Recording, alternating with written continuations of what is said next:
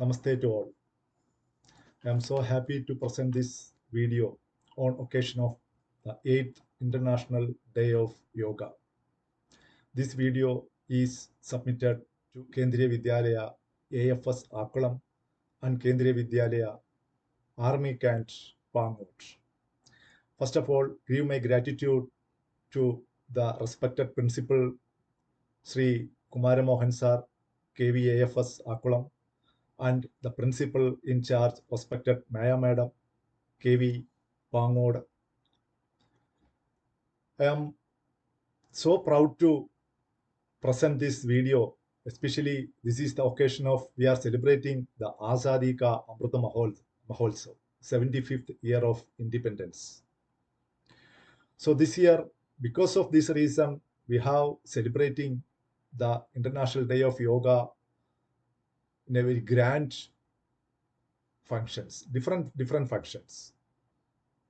So this is one of the subject, that is the history of yoga, I am very proudly presenting to you.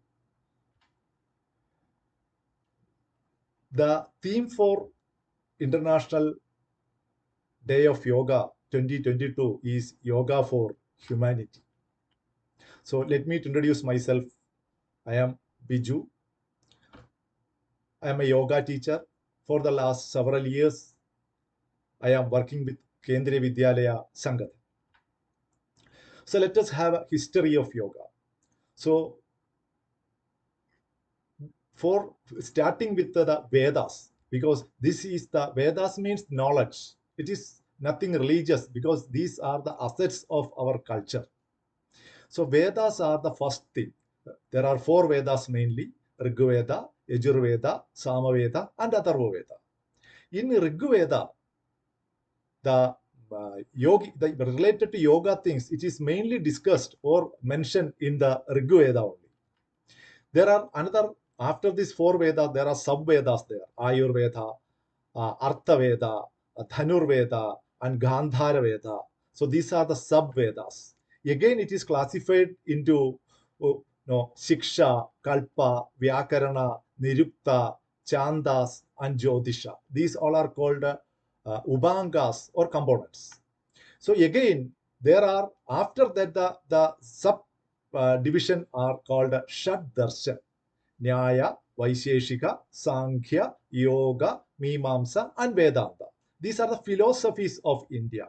So the Shad Darshan, 6 darshans, one of the Shad Darshan is yoga. Here is the importance of yoga. All of you, as we know that the word yoga has taken from the Sanskrit root yuj, Y-U-J, means union. That is union of body, mind, and soul. That is physical, mental, and spiritual combination. We all know that the father of yoga, normally Patanjali Maharshi, is known as father of yoga. In fact, before Patanjali Maharshi, the yoga was there. Why Patanjali Maharshi is known as the father of yoga? Because he has brought the yoga into a systematic way through his text called Yoga Sutra. Here is the concept of Ashtanga Yoga mentioned. But in who is known as the Adi Yogi means Lord Shiva is known as Adi Yogi, and Maharshi Patanjali is known as father of yoga, because the reason that he has written the book about yoga, that is called the Yoga Sutra. The concept of Ashtanga Yoga, these are the base or root of all yogic practices. This is as mentioned in this text. So what are the Ashtanga Yogas? Yama, Niyama, Asana, Pranayama, Pratyahara, Dharana, Dhyana, and Samadhi. These are the 8 limbs of Ashtanga Yoga. One who is in the field, they have to go one by one or step by step, starting from Yama. So what are the Yama? Yama means social restraints or moral codes. So that we have to observe in the society. These are the 5 rules, set of rules, that is called Yama. Ahimsa, we know the policy of our father of nation, that is nothing other than nothing, that is called Ahimsa, non-violence. By thought, by words and by action, we need to follow Yama. Satya, truthfulness. Always try to say truth. Asteya, non-stealing, because each and every word has a wide meaning. But just I am abstract. I'm giving the abstract meaning of that. Asteya, it actually it consists of acquiring wealth beyond our control. It also comes under Asteya. Brahmacharya. It is just simple words. You can say live the way of God. Then last one is aparigraha or non-attachment. So 5 yamas: ahimsa, satya, asteya, brahmacharya, and aparigraha. The next one is niyamas or observances that we have to follow self. First one is shauchya, santosha, tapas, swadhyaya, and ishvara pranidhana. Swadhyaya means shauchya means cleanness. So it also means by thoughts, by words, and by action, we need to follow Shauchya. Santosha, always be happy. Stress and tension, these are the root cause of almost all the diseases. So only one way to throw away this our stress and tension, that is be happy. Third one is tapas, means self-discipline. Then swadhyaya, self-study, learn things. The fifth one is Ishvara Pranidhana, then surrender to God. So after our coming to Yama and Niyama, the first two limbs, Yama and Niyama, the third limb of Ashtanga Yoga is Asana. Normally, this is by the normal layman, they wrongly misunderstood that this is called yoga. Yoga and asana, there are differences are there. Yoga is a wide area and asana is one of the 8 limbs of Ashtanga Yoga, that is asana. Mainly, these asanas are classified into 4: standing asana, prone, sitting, and supine. So, the common asanas comes under standing asana are Ardha Chakrasana, Padahastasana, Ardhagadi Chakrasana. Sitting asana, Padmasana, Vajrasana, Shashangasana. Pranasana, Bhujangasana, Shalabhasana, Makarasana. Supinasana, Halasana, Sarvangasana, and Dhanurasana.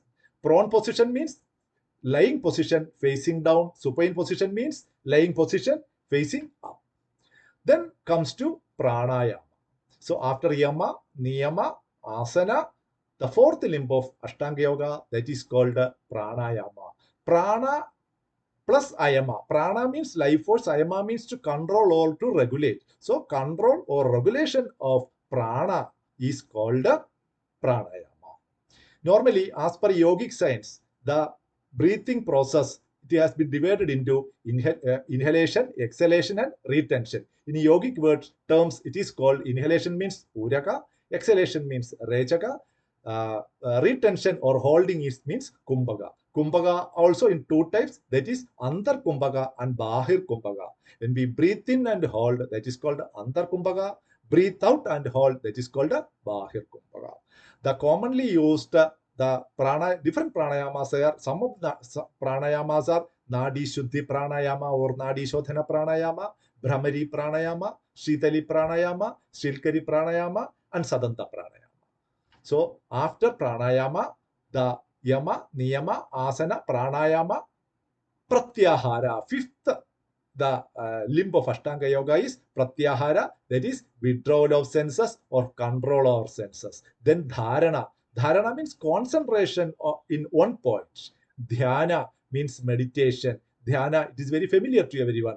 Dhyana or meditation, the word meditation has been derived from the Latin word medri.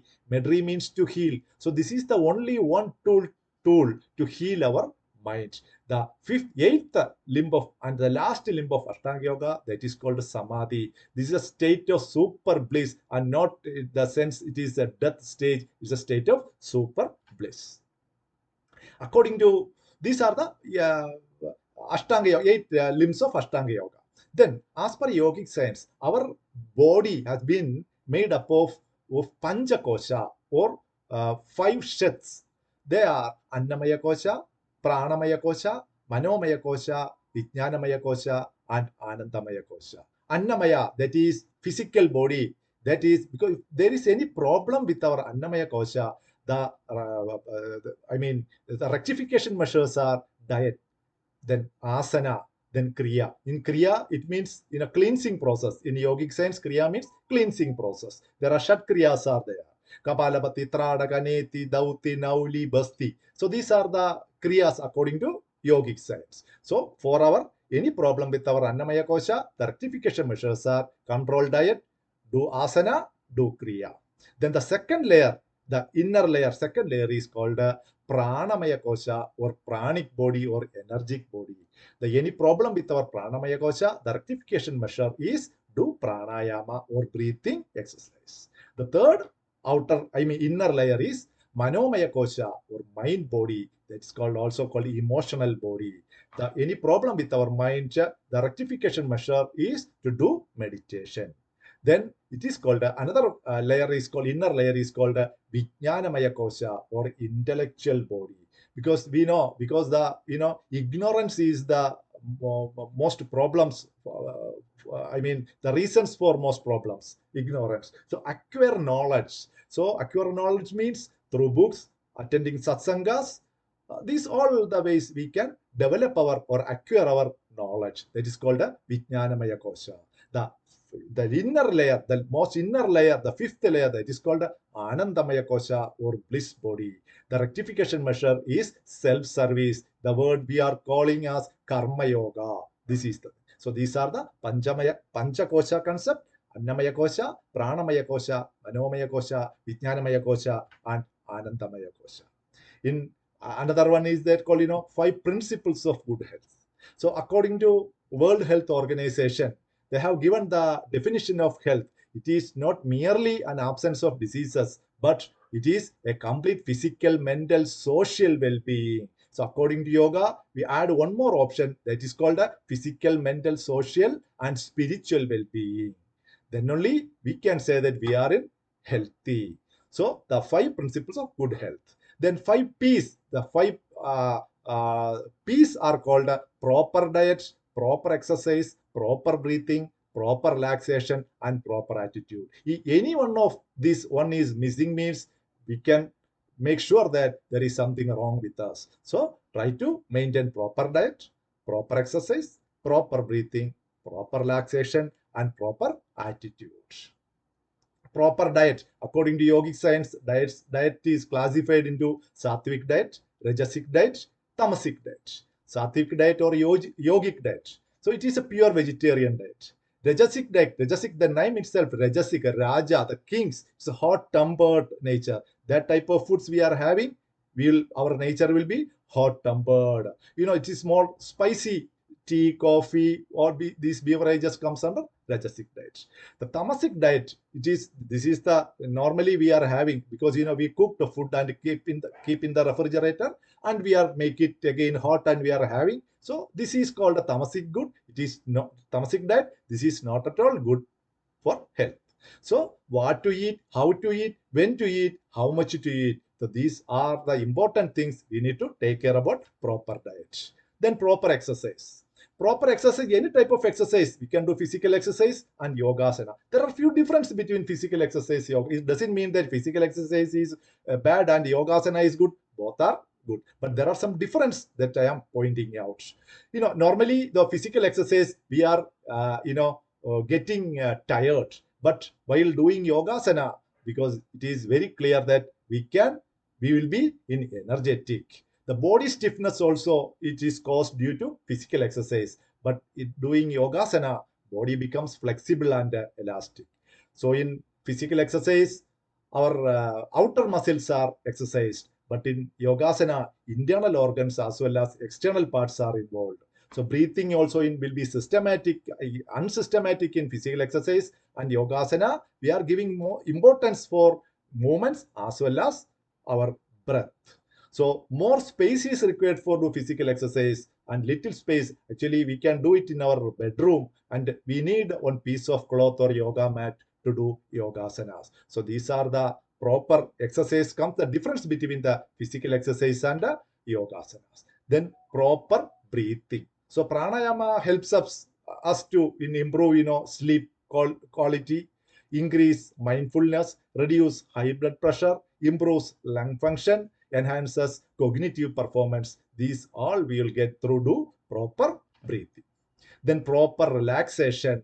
As per yogic science, there are various types of relaxation techniques. IRT, QRT, DRT. I mean, IRT means instant relaxation technique, quick relaxation technique, and deep relaxation technique. Then Shavasana and Yoga Nidra are also comes under relaxation technique as per.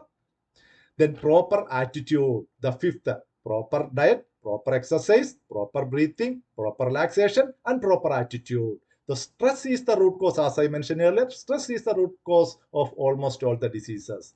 Yogic techniques helps in overall development of our personality. Yogic techniques help us to lead a normal life without stress and anxiety. So these are the things I want to explain or give some suggestions about in connection with the 8th International Yoga Day. Thank you watching for this video. Thanks once again. Thank you all.